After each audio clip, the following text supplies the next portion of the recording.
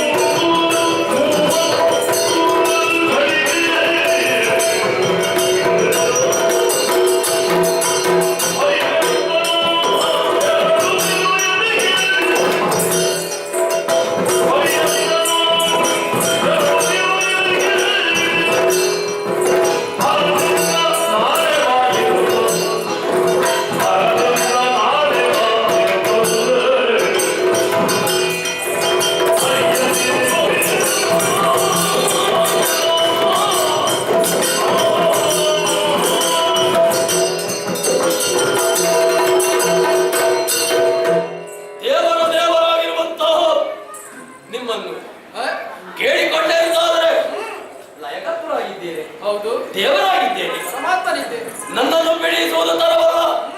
ಅಂದ ಮಾತ್ರಕ್ಕೆ ನಾನು ಬಿಟ್ಟು ಹೋಗುವ. ನನ್ನದಾಗಿರುವಂತಹ ಕರ್ತವ್ಯವನ್ನು ನಾನು ಮಾಡಲೇಬೇಕು. ಅಲ್ಲ ಅಂತಾದ್ರೆ ಕರ್ತವ್ಯದಲ್ಲಿ ಲೋಪ ಬರುವುದಕ್ಕೆ ಸಾಧ್ಯವಿದೆ ದೇವರೇ. ಸ್ವಾಮಿ, ಆ ವೈಕುಂಠವಾಸಿಯಾಗಿರುವಂತಹ ಪಾಲನಾ ಕರ್ತೃ ನನಗೆ ಇಂತಹ ಉದ್ಯೋಗವನ್ನು ಕಲ್ಪಿಸಿಕೊಟ್ಟಿದ್ದಾರೆ. ಒಂದು ವೇಳೆ ನಾನು ತಪ್ಪಿದೆ ಎಂದಾದರೆ ಆ ಕರ್ತವ್ಯಕ್ಕೆ ನಾನು ತಪ್ಪಿದ ಹಾಗಾಗ್ತದೆ. ಹಾಗನ್ನಬಾರದು.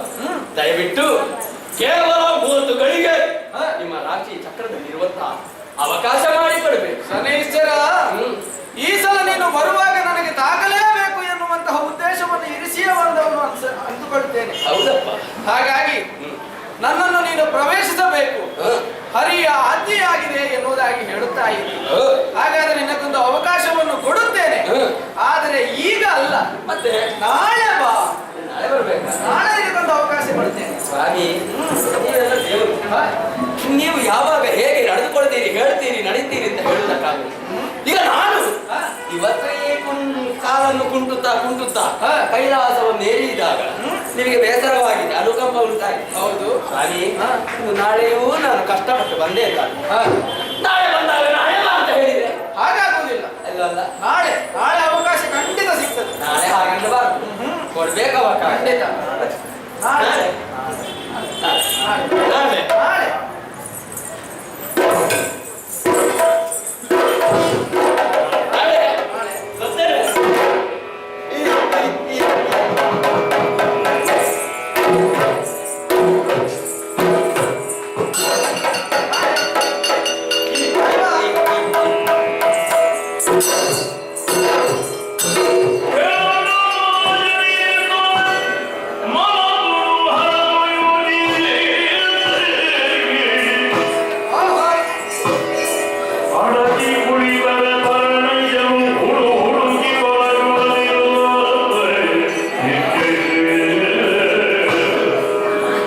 Ahora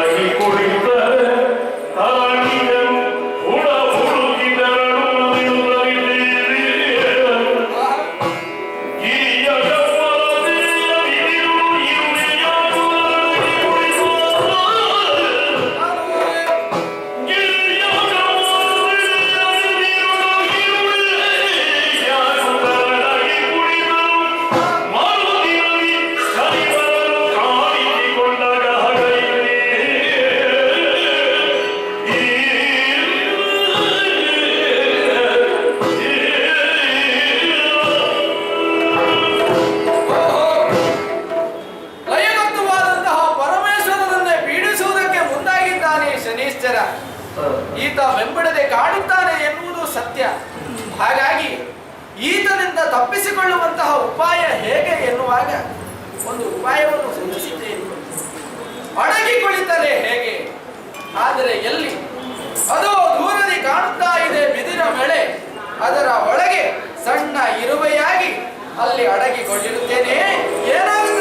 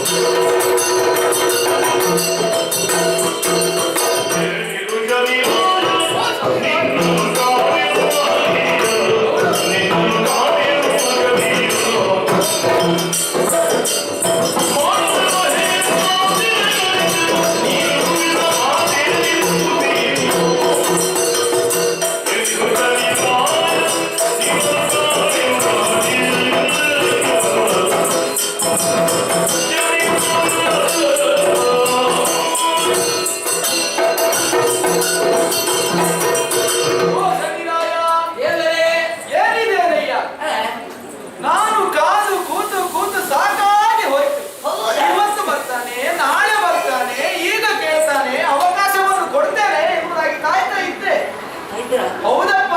ಸ್ವಾಮಿ, ನೀವೆಲ್ಲಿ ಕುಡಿತದಲ್ಲಿ? ಯಾರು ನೀವು? ನಾನು ಇಲ್ಲೇ ಇದ್ದೆ. ಎಲ್ಲಿ?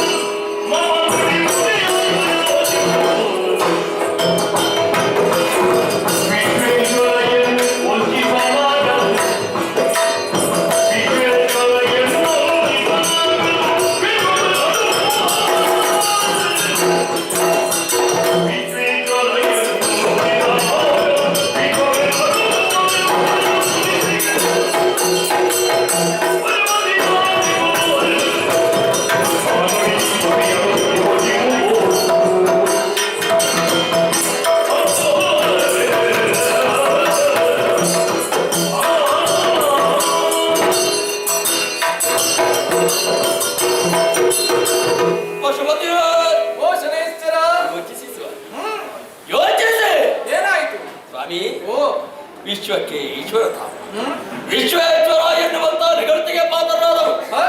ಅದೆಷ್ಟು ಭಕ್ತರೆಲ್ಲ ನಿಮ್ಮನ್ನು ಬೇಡ್ತಾ ಇದ್ದಾರೆ. ಈ ಸಂದರ್ಭದಲ್ಲಿ ನನ್ನನ್ನು ವಂಚಿಸಿ ನಡೆಯಬಹುದು ಅಂತ ನೀವು ಯೋಚಿಸಿದೆ. ಯಾರು ವಂಚಿಸಿ? ನೀವು. ಹೇಗೆ? ದೇವರೇ, ನನ್ನದಾಗಿರುವಂತಹ ಪ್ರಭಾವವನ್ನು ಬೀರುವುದೇ, ಆದ್ರೆ ನಿಮಗಿನ್ನೂ ಗೊತ್ತಾಗಲಿಲ್ಲ. ಇಲ್ಲ.